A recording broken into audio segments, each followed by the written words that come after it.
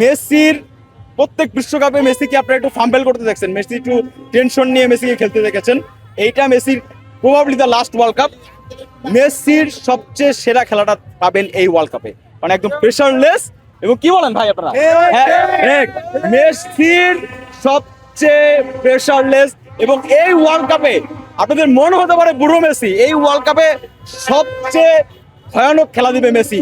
দাঁড়িয়ে থাকবে এক জায়গায়, পজিশনিং করে স্ক্যানিং করে দেখবেন গোল দিয়ে দিয়েছে। সো মেসিকে ভয় পান। আর আসলে মেসির সেরা খেলাটা দেখবেন, যদি আসলে মেসির সেরা খেলা দেখেন, গোল্ডেন বল এটা তো কোনো ব্যাপারই না। ওয়ার্ল্ড কাপ জিততে একটু লাক লাগে।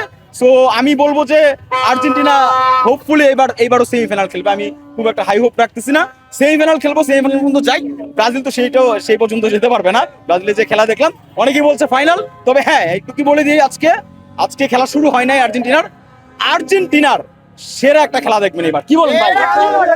এইবার দেখবেন, আপনার মনে আছে মেক্সিকোর সাথে ম্যাচে আমরা যখন আমরা যখন ভাঙি, ডেডলকের ঠিক আগ মুহূর্ত পর্যন্ত আর্জেন্টিনা খুব এলোমেলো ছিল।